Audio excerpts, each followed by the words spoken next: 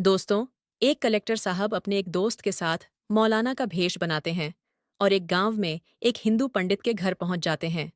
वहां जाने के बाद वह पंडित जी से उनके घर में रुकने के लिए पूछने लगते हैं। अब पंडित जी जब देखता है कि दो मौलाना उसके घर में रुकने के लिए कह रहे हैं, तो वह उनसे कारण पूछने लगता है कि आप मेरे ही घर में क्यों रुकना चाहते हो? इस गांव में और भी लोग हैं, आप किसी और के घर में रुक जाओ। तो वह कहने लगते हैं कि हम लोग विदेश से आए हैं और हमें हिंदू संस्कृति के बारे में थोड़ी सी रिसर्च करनी है। हम जानना चाहते हैं कि हिंदू रीति रिवाज कैसे होते हैं और हिंदू संस्कृति में किन चीज़ों का पालन करना सिखाया जाता है। तो इसी वजह से हम लोग आपके घर में रुकना चाहते हैं, ताकि हम अच्छी तरह से हिंदू संस्कृति को समझ सकें। इस बात को सुनने के बाद जो पंडित जी होते हैं, थोड़ी देर तक सोच विचार करते हैं और सोच विचार करने के बाद उन्हें अपने घर में रहने की अनुमति दे देते हैं। कौन थे वह आईएएस ऑफिसर और किस वजह से वह मौलाना के भेष में इस गांव में आए थे? पूरी कहानी की सच्चाई जानने के लिए वीडियो को अंत तक जरूर देखें। स्वागत है आप सभी का। हमारे अभी स्कूल में पढ़ने जाया करता है और वह 10वीं क्लास में है। उनके पिता शास्त्रार्थ किया करते हैं और शास्त्रों की नॉलेज रखा करते हैं। धीरे धीरे उनके लड़के की 10वीं क्लास की पढ़ाई कंप्लीट हो जाती है। अब जैसे ही उनका रिजल्ट आता है, तो उसके बाद जो उनका लड़का शंकर होता है, वह उनसे आगे की पढ़ाई करने के लिए कहने लगता है। वह कहता है कि पिताजी, अब मुझे आगे की पढ़ाई करनी है और मैं पढ़ लिख कर एक बड़ा अधिकार बनना चाहता हूँ। दरअसल शंकर के स्कूल में एक टीचर थे और वह टीचर उसे पढ़ाई के बारे में बहुत कुछ अच्छी बातें सिखाते थे, जिन बातों को सीखने के बाद उसके दिमाग में यह बात बैठ गई थी कि उस से पढ़ लिख कर एक बड़ा अधिकारी बनना है। और जब यह बात उसका पिता सुनता है कि उसका बेटा बड़ा अधिकारी बनना चाहता है, उसके पूर्वजों के काम को नहीं करना चाहता, क्योंकि सीताराम के जो पिता थे वह पूर्वजों के काम को कर रहे थे और उसी काम में वे अपने बेटे को डालना चाहते थे। इसके बाद उससे मना करता है और कहता है कि नहीं बेटा, तुम्हें यही काम करना होगा जो काम मैं किया करता हूँ, और इसी से हमारी जीविका चला करती है। यह हमारे पूर्वजों का काम है और हमारी संस्कृति को जीवित रखना हमारा कर्तव्य बनता है। इस बात को कहकर वह फैसला कर देते हैं और कहते हैं कि तू बिल्कुल भी आगे पढ़ाई नहीं करेगा। इससे आगे की पढ़ाई मैं अपने हिसाब से तुम्हारी कराऊंगा और तुम्हें मेरा वाला काम भी संभालना होगा। अब सीताराम एक बार फिर से अपने पिता से कहता है, लेकिन उसका पिता उसे साफ साफ कह देता है कि अगर तुम्हें यहाँ पर रहना है, तो मेरे कहे अनुसार अपनी पढ़ाई लिखाई को करना होगा, वरना तुम यहाँ से जा सकते हो। ये बात सुनकर सीताराम जो होता है, वह चुप रह जाता है और धीरे धीरे शाम हो जाती है। शाम को सीताराम अपने बिस्तर में लेटा हुआ इन्हीं बातों को सोच रहा था, जो सुबह उसके पिता ने उससे कही थी, क्योंकि उसके पिता चाहते थे कि वह पूर्वजों के काम को करें, लेकिन सीताराम चाहता था कि वह पढ़ लिख कर एक बड़ा अधिकारी बने। इस बात को सोचते हुए रात के लगभग उसे 2 बज गए थे और 2 बजे तक उसकी आंख नहीं लगी थी। अब जैसे ही थोड़ी देर और होती है उसे बिस्तर में लेटे हुए, तभी अचानक से वह एक फैसला कर लेता है, और वह एक बहुत ही कठिन फैसला लेता है। 10वीं क्लास में पढ़ने के बावजूद भी वह अपने घर को छोड़ने का फैसला करता है। इसी बात को सोचकर सीताराम उस घर से अपने कुछ कपड़े लेता है और साथ में अपने उन डॉक्यूमेंट्स को लेता है, जो डॉक्यूमेंट्स उसकी पढ़ाई लिखाई के लिए ज़रूरी होते हैं। इसके बाद सीताराम उन सभी सामानों को लेकर रात के समय अपना घर छोड़कर वहां से चला जाता है और एक दूसरे अनजान शहर में पहुंच गया था, जहां पर ना तो कोई उसका अपना था और ना ही वह वहां पर किसी को जानता। लेकिन वह 10वीं क्लास कंप्लीट कर चुका था, तो उसे इतनी नॉलेज तो हो गई थी कि अगर बाहर समय व्यतीत करना है तो उसे कुछ ना कुछ काम तो करना होगा। इसके बाद सीताराम वहां पर काम करने लगता है और मेहनत करके पढ़ाई लिखाई को चालू करता है। इधर जब गांव में सुबह होती है, सुबह सुबह उसके पिता देखते हैं कि यहाँ पर उनका बेटा नहीं है, तो उन्हें इस बात का बड़ा ही बुरा लगता है और वह अपने बेटे को गांव में इधर उधर ढूंढने लगते हैं। काफी देर ढूंढने के बाद भी उन्हें उनका बेटा नहीं मिलता है। तो फिर उन्हें वह बात याद आ जाती है जो उन्होंने अपने बेटे से कही थी कि तू हमारा वाला ही काम करेगा और बड़ा अधिकारी नहीं बनेगा। अगर तुझे बड़ा अधिकारी बनना है तो यहाँ पर इस घर में तू नहीं रह सकता। इस बात को सोच सोच कर सीताराम के पिता फूट फूट कर रोने लगते हैं और सोचने लगते हैं कि मेरी वजह से मेरा बेटा न जाने कहाँ होगा, किस तरह के धक्के खा रहा होगा और क्या-क्या उसको सहन करना पड़ रहा होगा। लेकिन अब वह कर भी क्या सकते थे, क्योंकि उनका बेटा यहाँ से जा चुका था और उन्हें नहीं पता था कि उनका बेटा कहाँ है। फिलहाल इसके बाद समय ऐसे ही बीतने लगता है। सीताराम मेहनत करके अपनी पढ़ाई-लिखाई को आगे बढ़ाने लगता है। उसने इंटर कॉलेज में एडमिशन ले लिया था और वहीं पर जाकर दिन के समय में पढ़ाई किया करता था और पढ़ाई से आने के बाद वह थोड़ा-थोड़ा बहुत काम किया करता, ताकि वह अपनी पढ़ाई-लिखाई का खर्चा निकाल सके और अपनी जीविका को आगे बढ़ाने का खर्चा निकाल सके। अब इंटर कॉलेज के अंदर उसकी मुलाकात एक लड़के से होती है, जिसका नाम होता है अमजद। अब अमजद और सीताराम एक दूसरे के बहुत ही गहरे मित्र बन गए थे। वह कॉलेज के अंदर एक ही बेंच पर बैठा करते और एक दूसरे के साथ ढेर सारी बातें किया करते। बातों ही बातों में जो सीताराम होता है, अपनी पूरी अमजद को बता देता है और कहता है कि मुझे एक बड़ा अधिकारी बनना है। इसी वजह से मैं पढ़ाई-लिखाई करने के लिए अपने घर को छोड़कर आ गया हूँ और यहीं पर रहकर अपनी पढ़ाई-लिखाई को आगे बढ़ाऊंगा। अब अमजद जैसे ही उसकी यह बात सुनता है, तो उससे वादा कर देता है कि तू चिंता मत कर, तुझे बड़ा अधिकारी बनाने के लिए चाहे मुझे कुछ भी करना पड़े, लेकिन मैं तेरा साथ हमेशा के लिए दूंगा। अब जैसे ही उन दोनों की 12वीं क्लास कंप्लीट होती है, तो उसके बाद जो अमजद होता है, वह सीताराम से कहने लगता है कि भाई, मेरा पढ़ाई लिखाई में बिल्कुल भी मन नहीं लगता। अब आगे की पढ़ाई को तू अपने आप कर लेना और मैं तो अब रोजगार करने वाला हूँ। इस बात को सुनकर सीताराम उससे कहने लगता है कि भाई कैसा रोजगार करेगा? तो वह कहता है कि मैं सब्जियों का काम करूंगा और सब्जियां बेचकर अपना गुजारा किया करूंगा। उसके बाद सीताराम उससे कहने लगता है कि ठीक है, भाई अगर ऐसी बात है, तो जहां पर तू सब्जियों का काम करेगा वहीं पर तुम्हारे साइड में मैं भी सब्जियों का काम कर लूंगा और मैं भी तुम्हारे साथ आकर बैठ जाया करूंगा। मैं दिन के समय में पढ़ाई कर लिया करूंगा और सब्जियों के काम से अगर अच्छी खासी आमदनी होगी, तो उस काम से मेरा काम चल जाए और अच्छी तरह से समय व्यतीत होने लगेगा। इस बात को सुनकर अमजद उसकी इस बात के लिए एग्री हो जाता है और अब इसके बाद सीताराम और अमजद दोनों एक साथ सब्जियों का काम करने लगते हैं।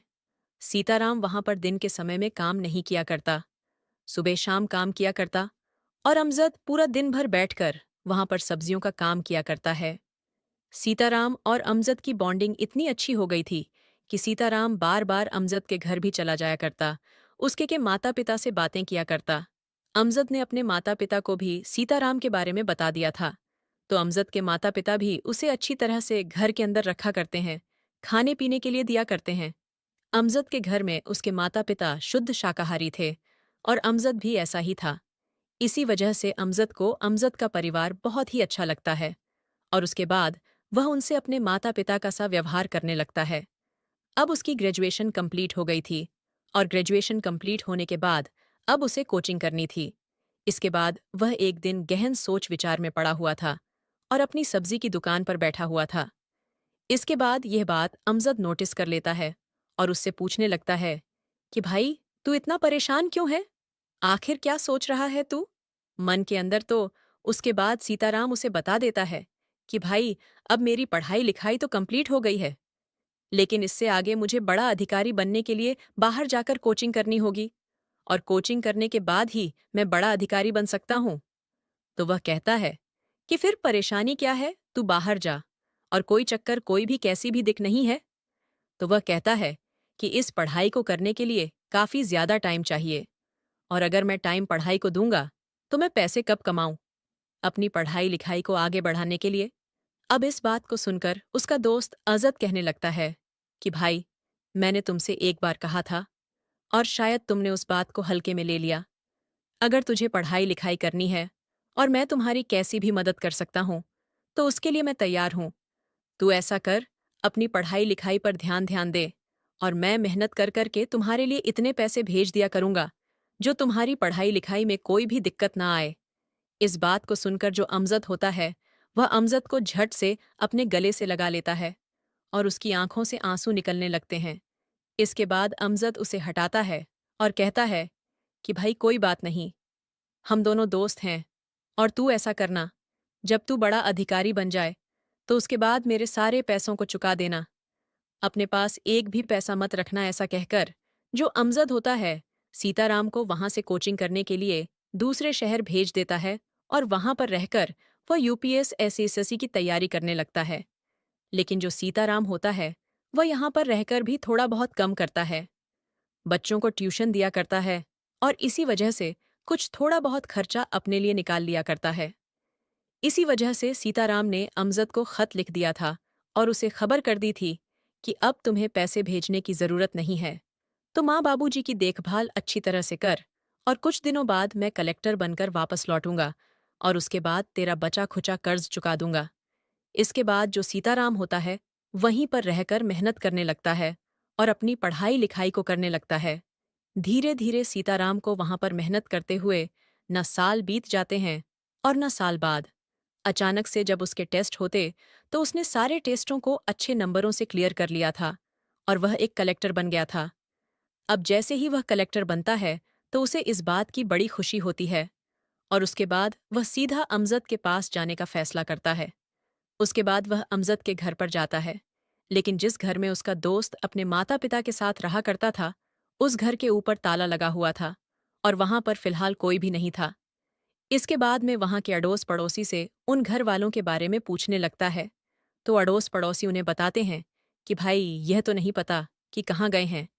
लेकिन अमजद के माता पिता का देहांत हो गया था और उसके बाद अमजद अपने आप को बहुत ही अकेला महसूस करने लगा।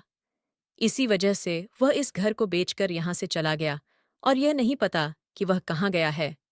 इस बात को सुनकर सीताराम को बड़ा ही बुरा लगता है और वह एक बार फिर से फूट फूट कर रोने लगता है कि मेरा दोस्त ना जाने कहाँ चला गया।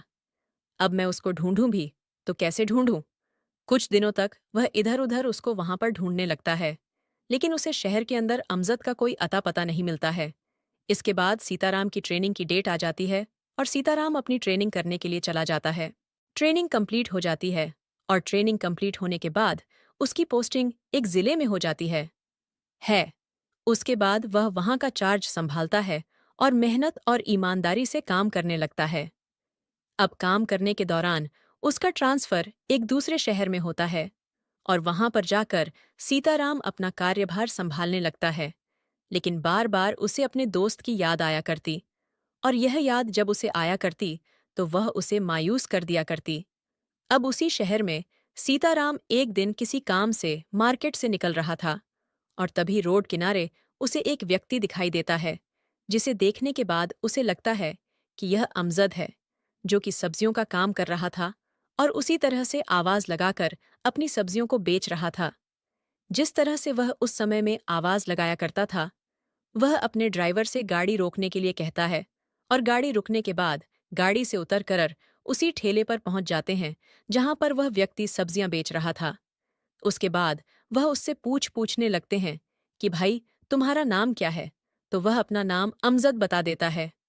अब जैसे ही सीताराम ने अमजद नाम सुना था तो एकदम से उसकी आंखों से आंसू निकलने लगे थे और वह एकदम से कहने लगता है कि तू यहाँ पर है, मैंने तुझे कहाँ कहाँ नहीं ढूंढा। अब इस बात को सुनकर अमजद थोड़ा सा कंफ्यूज होता है और वह कहता है कि साहब, आप कौन हो और आप मुझे क्यों ढूंढ रहे थे। तो उसके बाद सीताराम कहता है कि अमजद, मेरे भाई मैं सीताराम हूं, जो कि तुम्हारे साथ रहा करता था और तुमने वादा किया था कि तुम मेरी पढ़ाई लिखाई के लिए कुछ भी करोगे। इस बात को सुनकर अमजद की आंखों में आंसू आ जाते हैं और दोनों दोस्त एक दूसरे के गले मिलकर फूट फूट कर रोने लगते हैं। इसके बाद थोड़ी देर में माहौल शांत होता है और माहौल शांत होने के बाद सीताराम अमजद से पूछने लगता है कि भाई, तू उस गांव को छोड़कर क्यों आ गया और तूने एक बार भी मुझे कोई खबर नहीं की। आखिर तुझे पता था कि मैं कहाँ रहा करता हूँ। अगर कैसी भी कोई बात थी तो तू मुझे बता सकता था। इसके बाद अमजद उसे बताने लगता है कि भाई, बात ही कुछ ऐसी हो गई थी, जब से माता पिता की मौत हुई थी तो उसके बाद वहां पर मेरा मन ही नहीं लगा करता था। अब माता पिता के पास यहाँ पर कोई ऐसा सहारा नहीं था जिसकी वजह से मैं यहाँ पर रह सकूं, और इसी वजह से मैं उस घर को बेचकर वहां से शहर में आ गया और यहीं पर रहकर सब्जियों का काम किया करता हूँ। सीताराम उससे कहता है कि बहुत हुआ, तूने बहुत समय इधर उधर व्यतीत कर लिया, आज से तू मेरे साथ रहेगा। मुझे सरकारी आवास मिला हुआ है और मेरे पास अपनी गाड़ी भी है, जो गाड़ी मेरे लिए सरकार ने नियुक्त कर रखी है।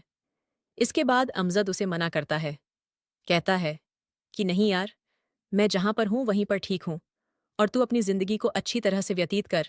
तो सीताराम उससे कहने लगता है कि नहीं भाई, ऐसी बात नहीं है। तुमने मुझे अफ़सर बनाने के लिए बहुत कुछ किया है, जिसके बारे में मुझे बिल्कुल अच्छी तरह से पता है। तो तू आज से मेरे साथ रहेगा और मैं तुम्हारी एक भी नहीं सुनने वाला हूँ। ऐसा कहकर जो सीताराम होता है, अमजद को अपने साथ ले जाता है और उसे अपने साथ सरकारी आवाज़ में रखने लगता है। इसके बाद सीताराम उससे कहने लगता है कि यह जो कुछ भी है, ये सब तुम्हारी ही देन है। तो तुम आराम से इस घर के अंदर रहो और इसे अपना ही घर समझो। अमजद वहां पर रहने लगता है और धीरे धीरे समय व्यतीत होने लगता है। अब कुछ दिनों बाद अचानक से एक दिन सीताराम अखबार पढ़ रहा था और अखबार के अंदर उसे अपने गांव की एक खबर दिखाई देती है। गांव की खबर थी कि गांव के अंदर बिल्कुल भी विकास नहीं हुआ है। जितना भी पैसा आता है, सारे पैसे को बड़े अधिकारियों ने गबन कर लिया है। अब यह बात सुनकर वह यह खबर अपने दोस्त अमजद को भी दिखाता है और उसे बताता है कि यह मेरे गांव की खबर है और गांव के अंदर बिल्कुल भी विकास नहीं हुआ है। ऐसा इस खबर के अंदर बताया गया है। इसके बाद सीताराम इस बात को लेकर बड़ा ही चिंतित होता है। तो अमजद उसे कहता है कि अगर ऐसी बात है तो वहीं चलकर देखना होगा और वहीं चलकर देखते हैं कि